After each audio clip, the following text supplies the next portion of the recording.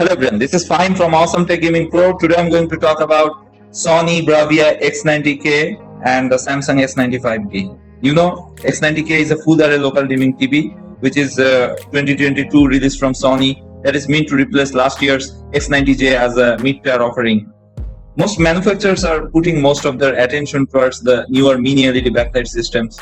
So I noticed that most of them have started to scale back the number of full array local dimming equipped TVs, and Sony is no different as well.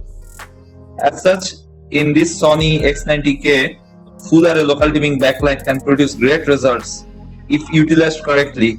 But unfortunately, last year the X90J proved incapable of taking advantage of it, as its low number of dimming zones couldn't offer good light control.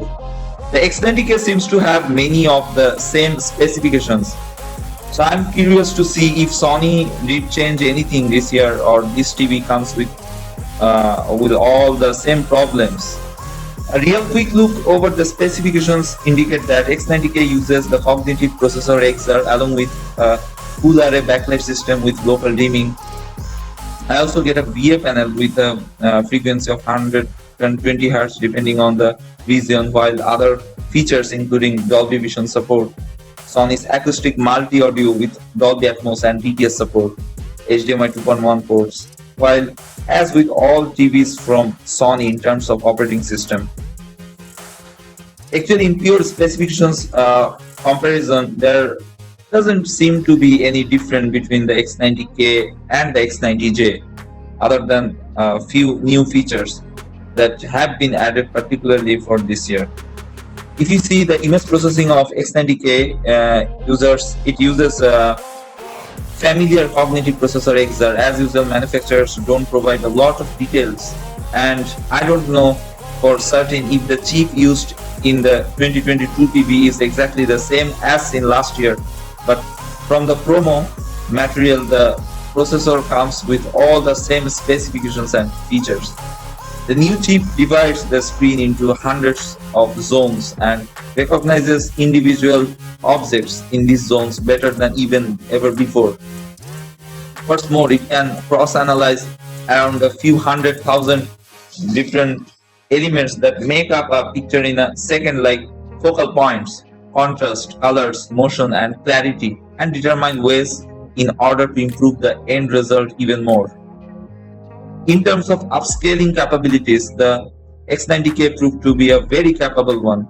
Everything I tried on it upscaled to 4K nicely without any visible artifacts from the process. Obviously, the better the quality, the better the final outcome. But overall, I have nothing bad to say here. The upscaling technology of Sony is great in general, and so is on this TV. I watched old movies like The Mummy and Jurassic Park to test the performance, and I could clearly see the upscaling magic. The upscaling works with the OTT apps if you attach a pen drive or a hard disk and any 2040 content being played through any external device such as a set-top box, DVD player, and Android TV box. In short, it smoothens the frames, removes digital noise to enhance details, reduces judder, and you can see it happening in real time. If I say it's X90k's gaming performance on this 65-inch screen is gamers rejoice. I was waiting for a Sony TV with PS5 support to come in so that I could play some titles in their full glory. It did deliver on that promise too. It supports auto low latency and variable refresh rate to power gaming. In my case, it automatically turns on the TV and switches to the game mode when you connect a PlayStation device. Game mode disables many image enhancing features in exchange for low output latency.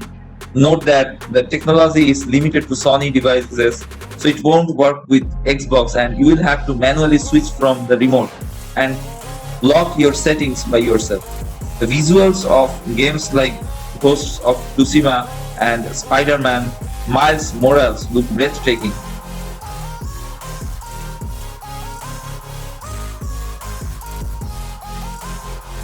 On the other hand, if you see the S95B, it has also 4 HDMI ports, supports 4K 120 Hz, which is nice feature. I'm happy to be seeing on more and more TVs.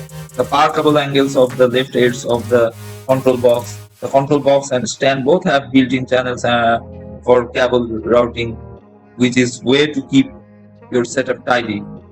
One of the first TVs on the market to use OLED and quantum dot technologies into a single set. The 65-inch S95B promises next generation picture quality by dint of its existence and largely deliver amazingly well, I will say. In HDR filmmaker mode, with the brightness optimization setting of this 65-inch S95B, its delta E value, which measures how the source color differs from the displayed color. I mean, with lower numbers being better. Picture covered exactly 100% of the Recon 709 color gamut.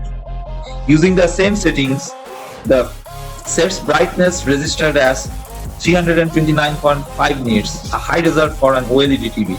For comparison, the Sony X90k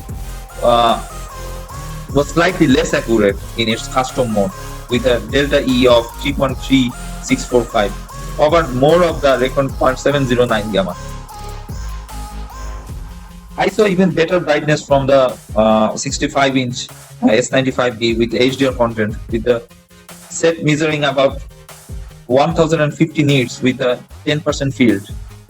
Whether you see on HDR color was excellent, this S9050B, with the Samsung covering 99.8% of the UHD P3 color gamut, more than the Sony's 97.2%.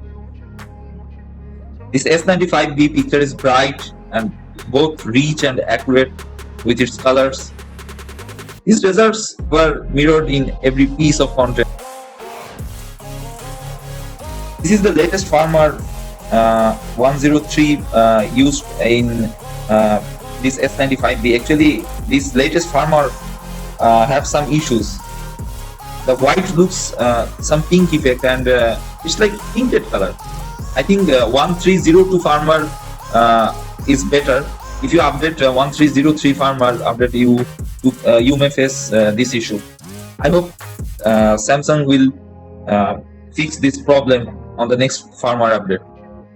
Anyways, that's it from now. If you like this video, please subscribe and press the bell icon for future and business update. You can subscribe my another channel, Tech Gaming Villa. Please go to that channel and subscribe and press the bell icon also. Thank you guys.